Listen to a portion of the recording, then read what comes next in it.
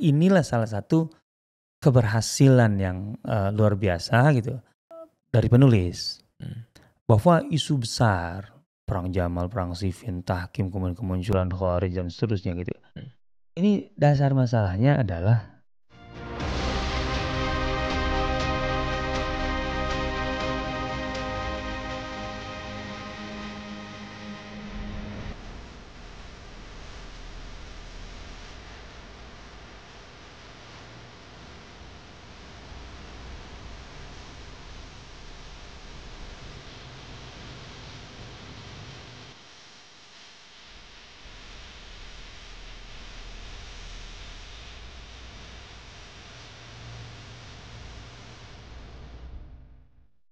Assalamualaikum warahmatullahi wabarakatuh. Alhamdulillah wassalatu wassalamu ala Rasulillah wa ala alihi wa ashabihi wa mawalah. La haula wala quwata illa billah wa ba'd.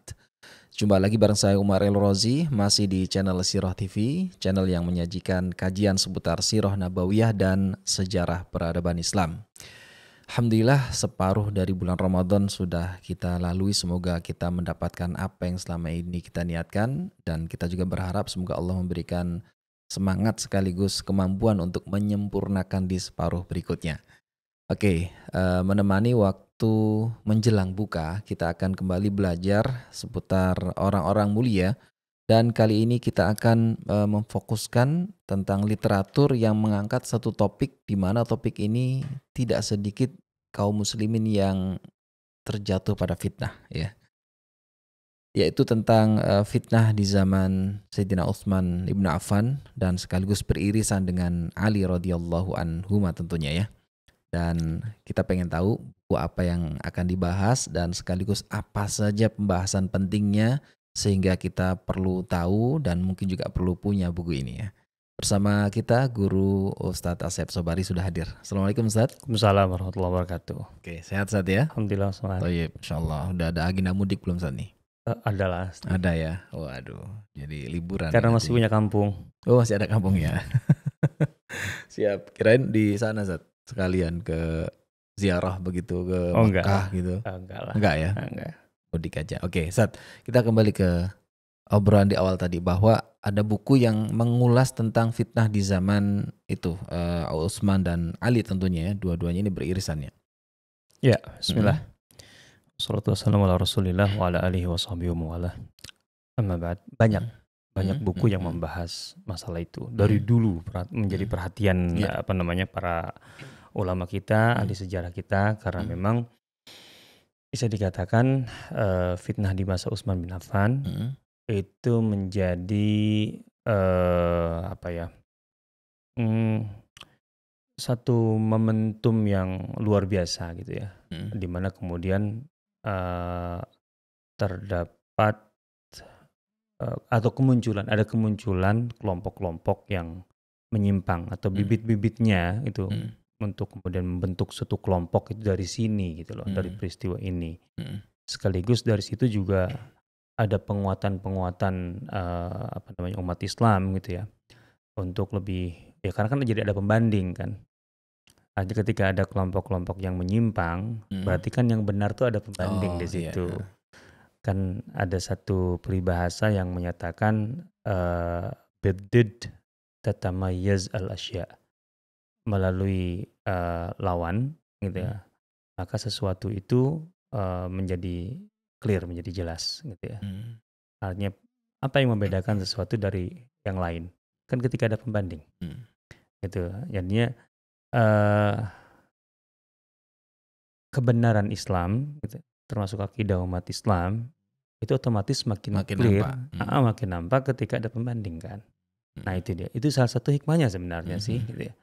Ya karena memang kita tidak bisa menghalangi kemunculan penyimpangan-penyimpangan itu, karena itu sudah, bahkan itu menjadi ketetapan Allah Subhanahu wa taala kan, bahwa memang dalam hadis Rasulullah SAW disebutkan sataftariqu ummati kan, ada perpecahan kan. Nah, hikmahnya bagi kita perpecahan itu tadi menjadi sebagai pembanding yang penting itulah. Jadi karena itulah makanya kenapa tema ini bisa dikatakan tema yang tidak pernah berhenti dibahas oleh para ulama kita dari berbagai aspeknya, dari masa awal sekali gitu loh, awal kemunculannya sampai hari ini, gitu. Iya. Mhm. Meskipun nggak sedikit yang kemudian malah terjatuh menjadi mencela salah satunya atau gitu Ustaz. Nah, inilah Mhm. sebenarnya yang dipentingkan adalah bagaimana kita bersikap kan. Mhm mhm. Bagaimana kita bersikap terhadap isu ini, fitnah di masa Utsman bin Affan radhiyallahu taala anhu yang berlanjut sampai atau di akhir masa Utsman dan Mhm berlanjut sampai masa Ali bin Abi Thalib radhiyallahu mhm taala anhum mhm ajmain. Jadi yang penting di sini kan bagaimana kita mengambil sikap, bersikap mhm kan gitu.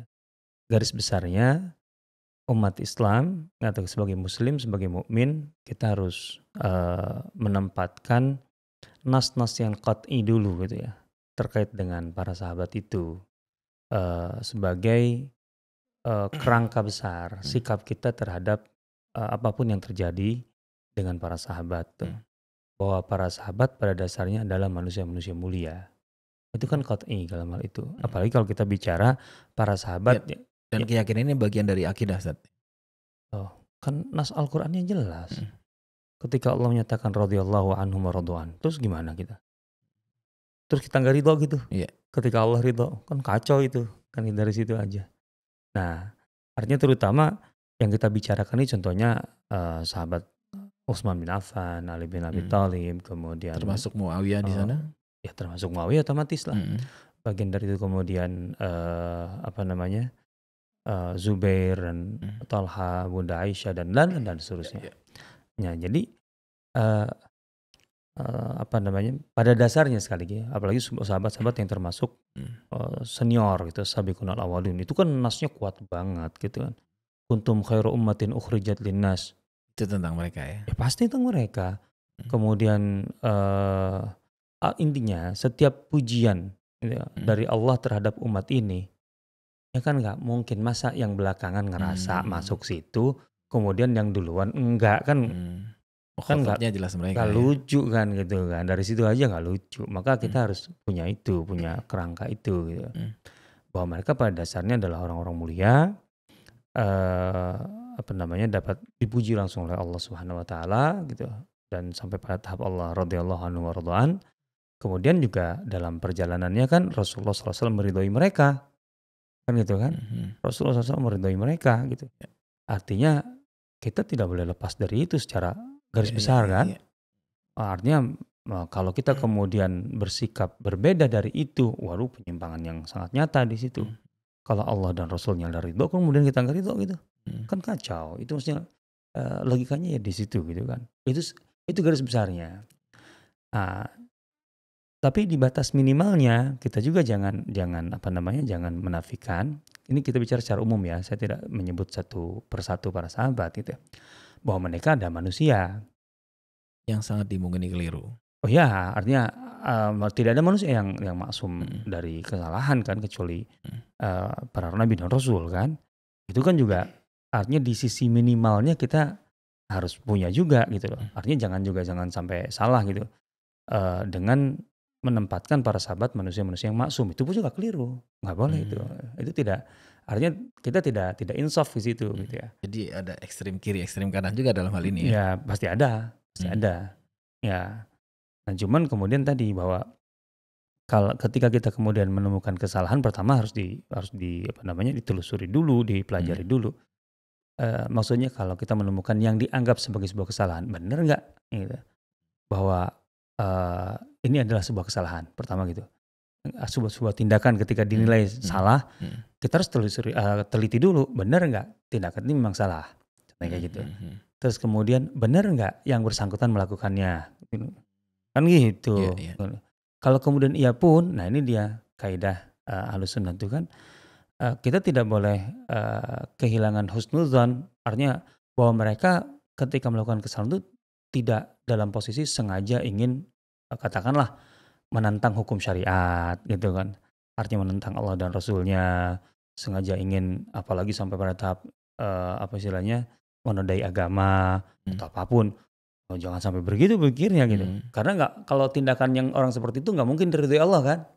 Oh Nah iya gitu iya. loh, harus harus begitu gitu loh. Mhm. Karena Nah label ini terus ada ya? mhm mhm Mhm mhm, gitu ya. Tapi mhm ketika kemudian itu adalah sebuah kesalahan, ya kalau sudah kita telusuri seperti tadi, kita mhm teliti, ya ada kesalahan berarti, gitu loh. Kesalahan itu ada, dan tadi bahwa memang manusia mungkin salah, gitu loh.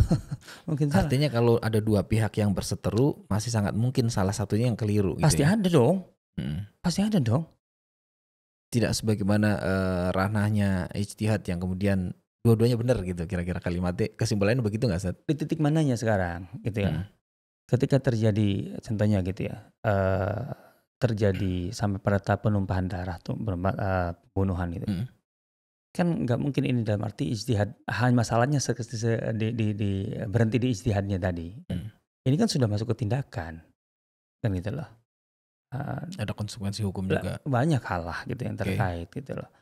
Jadi intinya kita harus punya kaidah-kaidah yang kuat lah gitu ya untuk menentukan sikap. Nah untuk itu kita tidak bisa masuk jauh ke dalam ya, karena itu perlu didetailkan. Makanya kita ambil garis umumnya.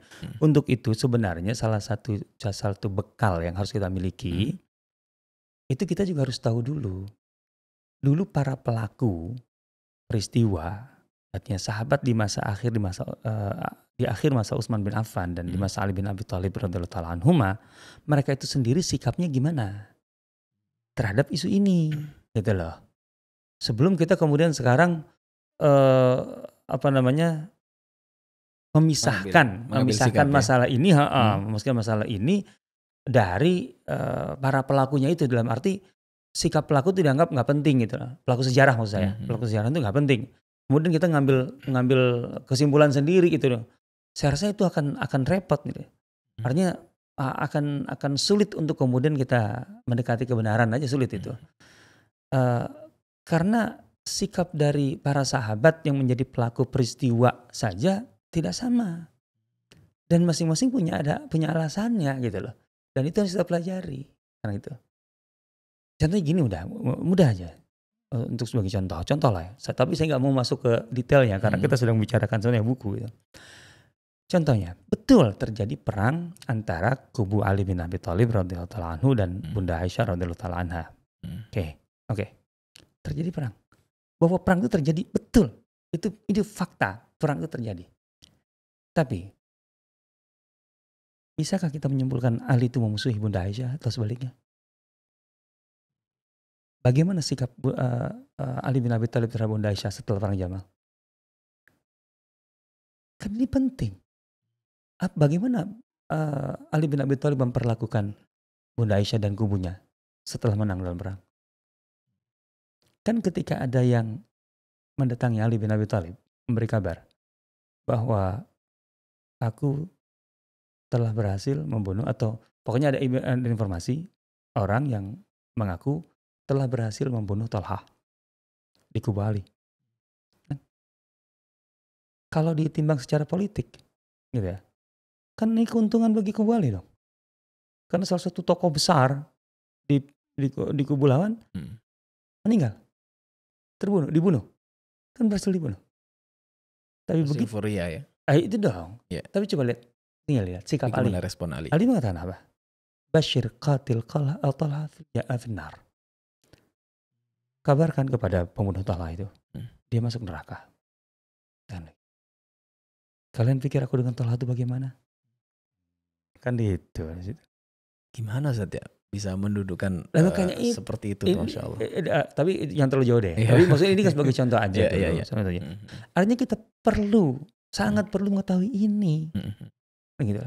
Kalau kita sekarang kemudian dengan alasan apapun, ketika kita punya alasan untuk kemudian, saya di pihak Ali nih, berpihak pada Ali. Terus kemudian dengan begitu kita memusuhi Talha karena Talha di kubu yang melawan Ali, karena begitu. Lah Ali aja begitu kepada Talha. Radhiyallahu taala anhum ajmain. Berarti kita salah. Kita pun salah tidak mengambil sikap Ali kalau memang kita adalah pro Ali. Contohnya kayak gitu ya. Dalam hal ini maksudnya. Ini yang perlu pelajari. Artinya kita sangat membutuhkan satu bekal untuk memahami sikap para sahabat sendiri terkait dengan peristiwa yang mereka alami saat itu. Gitu loh. Dan tentu penting setelah peristiwa itu juga, bagaimana para sahabat setelah peristiwa secara keseluruhan terjadi, bagaimana kemudian komentar mereka. Gitu loh. Artinya kan kadang-kadang gini, satu persoalan itu bisa jadi kan berjalan dalam waktu yang cukup lama. artinya antara awal, pertengahan dan akhirnya kan bisa jadi ada kesimpulan yang berbeda-beda kan.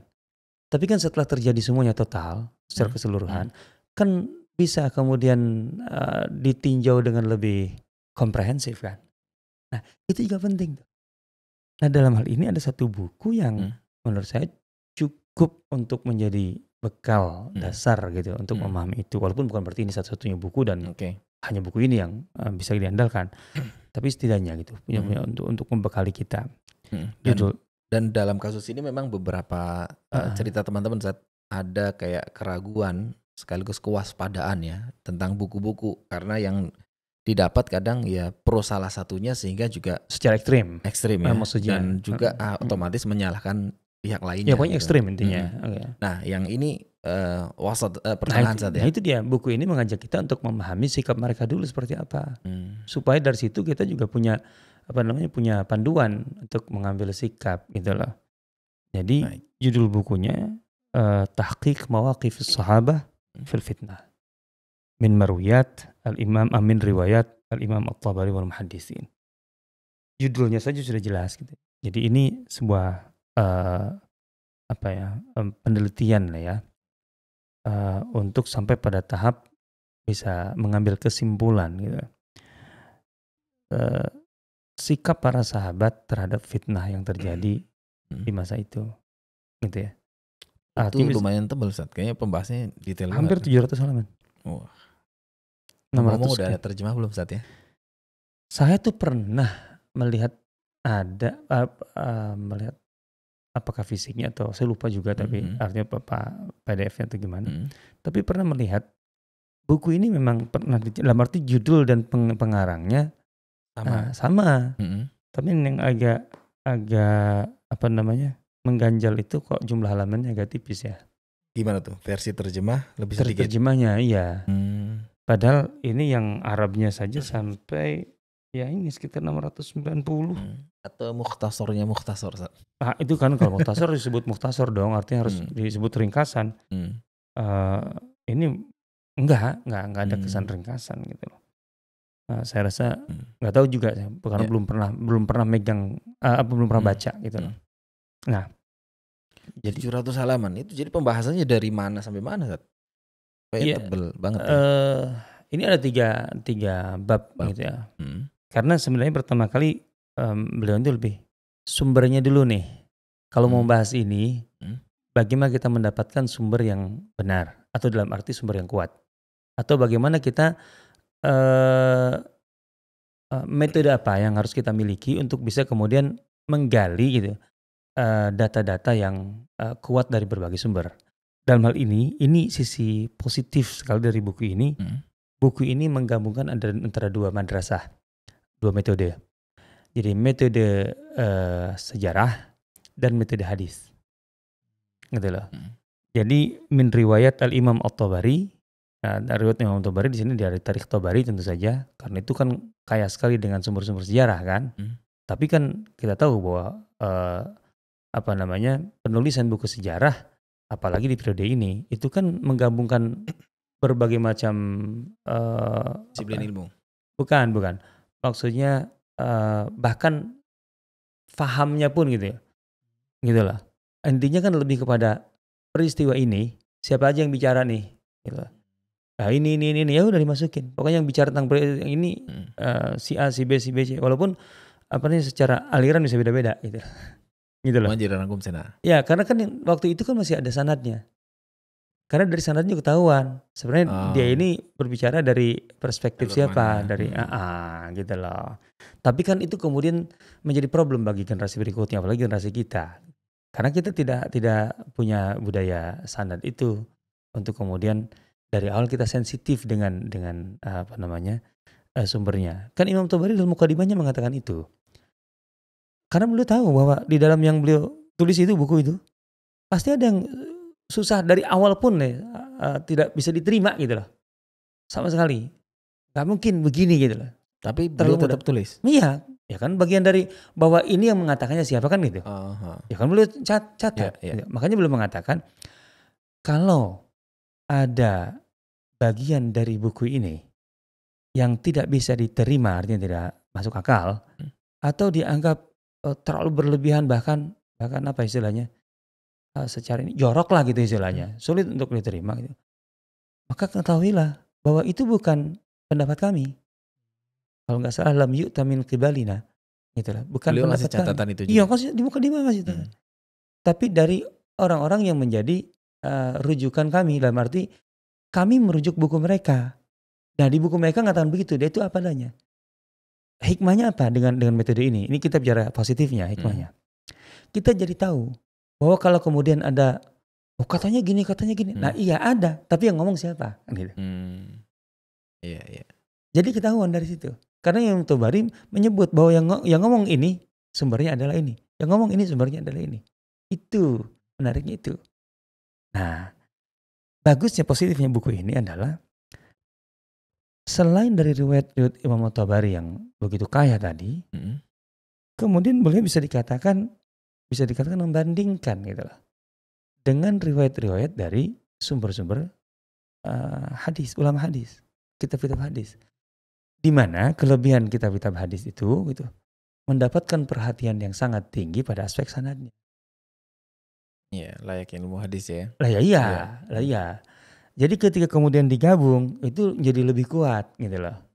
Nah ini, maka bisa dikatakan yang diupayakan oleh si penulis gitu untuk kemudian menampilkan isu besar ini, yaitu bagaimana sih sikap para sahabat terhadap fitnah yang terjadi di akhir masa Utsman dan zaman Ali gitu. Nah itu sumbernya adalah hasil perbandingan gitu loh. Itu kelebihan dari buku ini. Iya. Gitu loh. Ngomong Anda belum sebutin penulisnya, Sat. Oh iya. Sekarang udah profesor beliau. Oh, Masya Allah. Profesor Dr. Muhammad Mahzun. Dari mana, Sat? Dari Maroko. Wah, Maroko. Dari Maroko. Saya baca pertama kali buku ini belum profesor. Ya sekitar berapa tahun yang lalu ya? 25 tahun yang lalu lah kali ya. 25 tahun, Allah. Ya iyalah, sekarang kan 2023 kan. Ya kalau 98, 99 iyalah, sekarang 20. Nah, itu pertama kali baca buku ini gitu. Ini cetakan yang 2011. Artinya cetakan belakang. Maksudnya ketika itu beliau belum profesor dan buku ini seingat saya yang pernah saya baca ini adalah disertasi, jadi hasil penelitian ilmiah gitu ya, disertasi untuk mendapatkan gelar doktor gitu ya. Dan disupervisi oleh Profesor Faruk Hamada gitu ya. Itu di Maroko itu kalau nggak salah, Universitas Muhammad Khamis atau berapa gitu. Atau apa gitu. Kalau nggak salah di situ. Tapi ala kulli hal di Maroko. Nah, artinya ini buku ini satu sisi adalah disertasi. Jadi memang ditulis dengan penelitian yang ya disertasi atau sendiri lah kan. Artinya nggak secepat ataupun dia lebih teliti lah secara umum. Kualifikasinya lebih tinggi. Kemudian kelebihannya tadi membandingkan dua riwayat itu, dua madrasah, dua metode, gitu. Metode sejarah dan metode ahli hadis, gitu, metode hadis. Nah, untuk mendapatkan gambaran tentang isu besarnya adalah sikap para sahabat terhadap fitnah yang terjadi di masa Utsman bin Affan dan Ali bin Abi Thalib. Itu porsi pembahasan paling banyak di poin mana, Ustaz, dari 700 halaman ini? Dari 700 halaman, halaman kedua dan halaman ketiga lebih kurang imbang gitu ya. Bab 1, 2 gitu. Iya, kalau bab 1 kan lebih otomatis lebih ke penulis. Iya, artinya lebih ke masalah tadi, masalah Imam Tobari riwayatnya seperti apa dan terus pentingnya riwayat ahli hadis dan sebagainya. Nah, yang kedua baru mulai masuk ke fitnah itu sendiri. Fitnah di sini maksudnya adalah, atau dalam buku ini gitu, itu biangnya yang beliau bahas, yaitu pembunuhan Utsman. Gitu loh. Karena kan yang terjadi di masa Ali bin Abi Thalib adalah perkembangan dari dan menurut saya inilah salah satu keberhasilan yang luar biasa gitu dari penulis, bahwa isu besar perang Jamal, perang Siffin, Tahkim, kemudian kemunculan Khawarij dan seterusnya gitu, ini dasar masalahnya adalah pembunuhan Utsman ya. Ini kan yang berbeda dengan tulisan-tulisan populer tentang isu ini, apalagi Barat. Di mana Barat itu atau yang populer itu saya ini kesan saya mencoba untuk bertahan kekeh bahwa masalahnya ada perebutan kekuasaan. Padahal itu sudah melenceng jadi permasalahannya gitu. Sebenarnya sumbu permasalahannya apa? Gitu loh. Yang kemudian menjadi titik pusat dari semua persoalan itu, fitnah itu. Pembunuhan Utsman, bukan perebutan kekuasaan. Gitu loh. Dan setelah artinya Utsman dibunuh bukan karena ada intrik politik dalam arti perebutan kekuasaan sehingga ada menguntungkan salah satu pihak yang berambisi gitu. Terus begitu juga ketika Ali bin Abi Thalib radhiyallahu ta'ala anhu diangkat menjadi khalifah. Gak ada perebutan di situ kok. Dia juga menolak ya sepertinya. Apanya? Menolak untuk diangkat jadi khalifah. Menolak dengan cara yang diinginkan oleh para penyulut fitnah. Tepatnya begitu. Oh gitu. Iya, tepatnya begitu. Lebih tepatnya begitu. Nah, sehingga kemudian mau Jamal, mau Siffin gitu, mau Tahkim, itu dasarnya penyelesaian masalah Utsman ya. Intinya di situ, gitu loh. Nah, dari situ sebenarnya bab ketiga yang kemudian menjadi sangat atau bab inti dari buku itu bab ketiga, karena memang membahas tentang sikap-sikap itu gitu. Kan berarti pembunuhan Utsman ini ada yang berada atau berdiri di pihak menuntut penyelesaian pembunuhan Utsman. Kan gitu. Pertanyaannya siapa yang dituntut? Lah yang berkewajiban menyelesaikan masalah hukum ini. Kan gitu. Otomatis. Kan gitu. Nah, ini berarti kan setidaknya sudah ada dua kubu di sini. Ada dua sikap. Yang didasari tadi pembunuhan Utsman. Ada yang menuntut, nah kan gitu. Yeah. Ada yang dituntut. Nah, siapa yang menuntut? Tentu adalah keluarga Utsman pada dasarnya. Keluarga Utsman bin Affan dan yang dalam hal ini diwakili oleh Muawiyah. Itu yang paling kuat. Kan gitu. Yang paling vokal ya. Oh ya karena kan yang memang paling dekat dengan Utsman bin Affan kan, sama-sama Bani Umayyah kan. Nah, tapi sebenarnya bahwa pembunuhan Utsman ini adalah masalah hukum, yang concern terhadap isu ini bukan hanya Muawiyah. Gitu ya. Semua kaum muslimin concern terhadap masalah ini sebenarnya. Tidak terkecuali. Semua concern terhadap masalah. Karena ini masalah hukum Allah. Gitu loh. Ini masalah hukum Allah. Pembunuhan ini kan jelas dalam Al-Quran kan. Sampai sanksinya aja jelas. Kan. Kutiba alaikumul qisasu fil qatl. Al-hurru bil hurri wal abdu bil abdi wal unsa bil unsa. Dan seterusnya. Artinya memang ini adalah bagian dari hudud, hukum yang secara langsung ditetapkan oleh Allah Subhanahu wa taala sampai ke sanksi-sanksinya kan. Artinya ini memang concern bagi seluruh umat Islam, bukan hanya Muawiyah.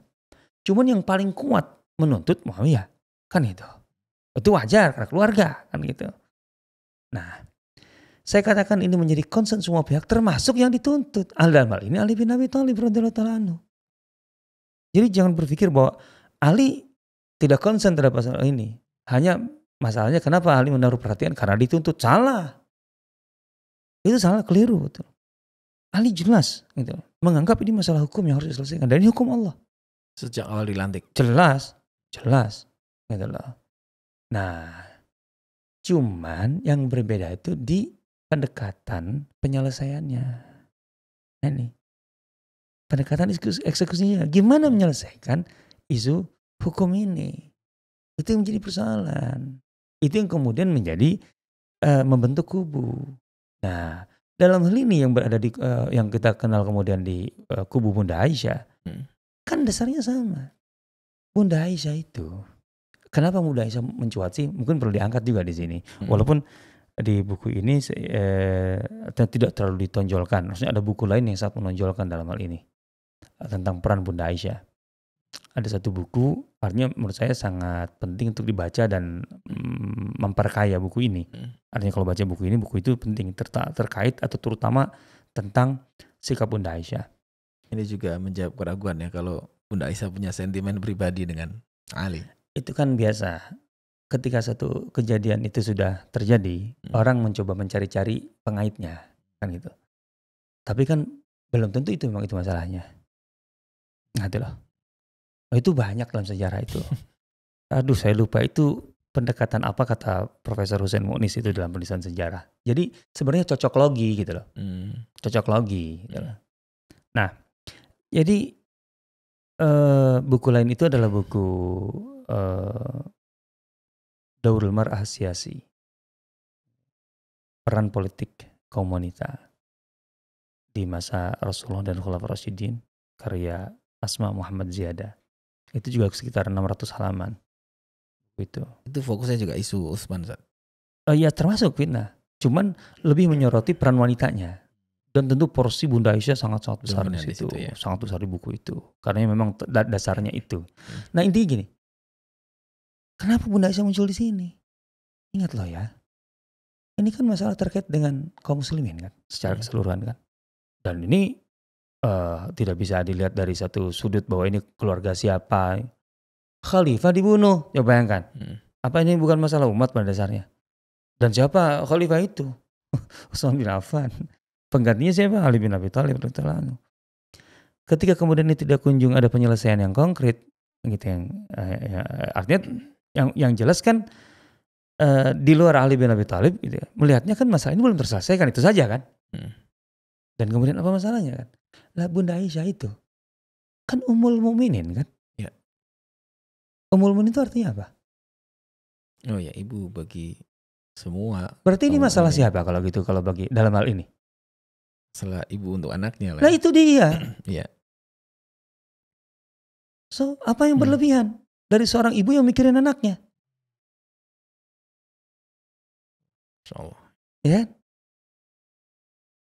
Apa yang berlebihan? Bahkan seharusnya seorang ibu, gitu, anaknya punya masalah nih, dan beliau punya kapasitas untuk itu. Siapa yang tidak tahu? Bunda Aisyah diakui kan, kecerdasannya dan bla bla segalanya kan. Pendapatnya juga didengar ya. Wah, dari dulu. Ya. Coba aja baca biografinya. Para khalifah aja suka nanya, para sahabat senior aja nanya, kan gitu. Nah, jadi kehadiran Bunda Aisyah nggak usah dipertanyakan berlebihan. Kalau kita tahu dari sini bahwa beliau adalah ibu bagi semua orang beriman. Makanya Ali bin Abi Thalib kan paham betul itu ketika selesai perang Jamal. Nah ini dia yang istilahnya Sontoloyo itu kan, yang kroco-kroco di bawah itu kan dengan seenaknya ngomong lancang pada Ali bin Abi Thalib. Kita kan habis perang nih, menang perang. Terus mana ghanimahnya? Nah perang kan. Kan kalau ada ghanimah berarti kan ada tawanan. Iya, ada budak. Dan tawanan jadi apa? Budak kan? Iya. Ali bin Abi Thalib radhiyallahu mau ngomong apa panjang lebar? Yang mudah aja, cepat ditangkap. Kamu berpikir begitu konsepnya? Katakanlah gitu konsepnya. Sekarang kalau itu diterapkan konsepnya, siapa yang kemudian betul-betul rela dalam hatinya gitu, bisa menjadikan Bunda Aisyah sebagai tawanan atau budaknya? Intinya gini, kamu memperbudak ibu, itu kan sudah selesai urusan. Nggak ada pantasnya, nggak ada benernya dari segi manapun. Itu sampai diputus begitu oleh Bunda Ali bin Abi Thalib terkait dengan Bunda Aisyah radhiyallahu anha. Siapa yang mau menjadikan Aisyah sebagai tawanannya atau budaknya? Coba bayangkan. Kan itu nas Quran ini kan jelas. Itu kan Al-Quran bahwa istri-istri Nabi wa azwajuhu ummahatuhum, ibu bagi orang beriman. Jangankan memperbudak kan, mengatakan ufin aja udah dosanya gede banget kan gitu. Nah kan itu. Nah gitu lah. Nah, kalau sikap para sahabat, ulamanya para sahabat gimana? Kan masih banyak. Nah, ini mereka juga ulama semua di sini. Kalau bahasa ulama kurang apa. Tapi kan kenapa kemudian terjadi itu? Artinya bentrok itu. Karena kan tadi ada pihak yang menuntut gitu ya. Dan memang tuntutan itu memang hak mereka untuk menuntut. Dan ada yang dituntut. Pertanyaan, kenapa yang dituntut Ali bin Abi Thalib? Lah iyalah, ini masalah hukum. Masalah penegakan hukum. Penegakan hukum memang kewajiban negara, pemerintah. Artinya wajar kalau dituntut Ali bin Abi Thalib, memang seharusnya kalau siapa yang dituntut gitu ya. Nah tapi juga jangan salah paham bahwa Ali bin Abi Thalib tidak punya perhatian atau tidak concern. Enggak. Walaupun memang eksekusinya katakanlah berlarut-larut sampai 3 bulan setidaknya sampai sebelum perang Jamal itu, bukan karena Ali tidak concern. Ya justru karena Ali tahu persis masalahnya tidak mudah. Gitu loh. Jadi perlu waktu untuk itu. Nah, Bunda Aisyah dan terutama Bunda Aisyah dan otomatis didukung kubunya itu punya punya ide-ide, gagasan-gagasan yang bisa digabungkan dalam arti memperkaya untuk mempermudah, dan itulah yang terjadi di Basrah. Sebenarnya ke Basrah itu untuk memperkaya gitu. Ide, gagasan bagaimana cara menyelesaikan itu. Tapi kan kemudian, nah ini pentingnya, buku ini berhasil untuk mengatakan bahwa betul yang terlibat gitu di sini atau fitnah ini melibatkan sahabat, betul. Di kubu A ada sahabat, di kubu B ada sahabat. Tapi, nah ini penting juga bagi kita. Sebenarnya yang menjadi akar masalah gitu loh. Itu siapa? Yang bermasalahnya siapa? Apakah kemudian karena peristiwa ini, fitnah ini melibatkan sahabat, berarti para sahabatlah yang bermasalah? Setidaknya kemudian jadi gini, karena para sahabat sudah berubah setelah Rasulullah wafat. Nah, kacau ini. Allah mengatakan radhiyallahu anhum wardu'an, itu Allah loh. Itu siapa yang mencabut ini? Masa berlakunya, lifetime-nya. Enak aja. Gitu loh. Sehingga kemudian buku ini berhasil untuk mengangkat bahwa peristiwa atau fitnah ini melibatkan kejadian melibatkan sahabat di kubu A ataupun B. Tapi sebenarnya yang menjadi akar masalah atau bermasalah itu di luar mereka. Mereka itulah yang kemudian sebenarnya yang menyulutnya untuk kemudian menciptakan suatu kondisi yang mau tidak mau kemudian melibatkan para sahabat. Sederhananya begitu. Nah, terakhir, ini menarik, menurut saya termasuk yang paling menarik bagi saya ya. Ini bagian yang paling mind blowing ketika saya baca buku ini. Apa tuh, Ustaz? Ini yang ketiga, kan tadi dua kan? Mauqifu mu'tazilil fitnah. Para sahabat yang tidak terlibat sama sekali, baik di pihak penuntut ataupun artinya yang tidak hadir di Siffin, tidak hadir di Jamal, gitu loh. Ini sikapnya bagaimana, gitu loh. Artinya mereka tidak masuk sama sekali. Nah, yang mind blowing itu ternyata apa? Wahum aghlabus sahabah. Justru kebanyakan sahabat berada di posisi ini. Usama bin Zaid, Abdullah bin Umar, Sa'ad bin Abi Waqqas dan lain-lain. Ada di buku ini. Ini mind blowing. Gitu lah. Jadi tidak terpecah dua itu ya. Ada juga kubu ketiga yang dan jumlahnya menurut buku ini lebih justru dominan. Paling besar. Itu yang menarik. Jadi yang di kubu dua itu berseteru tuh kebanyakan dari kalangan mana? Tabiin. Artinya dari generasi tabiin yang banyak terlibatnya. Gitu loh. Justru kalau sahabat menurut buku ini sekali lagi adalah para sahabat justru tidak berada di pihak manapun. Gitu loh. Oke. Berarti ini buku layak banget ya, aman untuk dikonsumsi oleh Ahlus Sunnah ya. Karena jangan sampai ya impact-nya nanti justru membenci salah satunya tuh. Insya Allah buku ini sangat penting sekali. Ya ada beberapa buku lain juga selain ini yang recommended sebenarnya. Cuman kan kita tidak membahas semuanya. Iya, oke, next mudah-mudahan ya kita bisa detailkan lagi. Ya mungkin ada juga ini kabar lah. Kita sedang menggarap gitu. Tapi cuman bagian pembunuhan Utsmannya saja. Setidaknya SCI concern untuk menampilkan riwayat-riwayat gitu. Artinya hasil dari verifikasi dan sebagainya. Tidak terlalu panjang, mungkin sekitar 250 halaman. Sedang insya Allah dalam ongoing untuk kemudian bisa diterbitkan. Kita tunggu Ustaz. Terjemah tapi rilis. Iya, biar bisa dinikmati oleh banyak orang. Iya, insyaallah. Baik Ustaz, jazakallahu khair informasinya, ilmunya juga untuk kita semua. Teman-teman silahkan bisa cari ya di toko buku, untuk buku itu bisa punya gambaran yang utuh dan sekaligus adil tentang fitnah di zaman Sayyidina Utsman bin Affan radhiyallahu an. Dan akhirnya kita harus akhiri dengan doa kafaratul majlis. Subhanakallahumma wa bihamdika asyhadu an la ilaha illa anta astaghfiruka wa atubu ilaik. Assalamualaikum warahmatullahi wabarakatuh. Waalaikumsalam. Para penonton yang budiman, terima kasih telah menyimak sajian dari Sirah TV. Semoga menjadi jalan terbaik Anda untuk lebih dekat dengan Rasulullah sallallahu alaihi wasallam.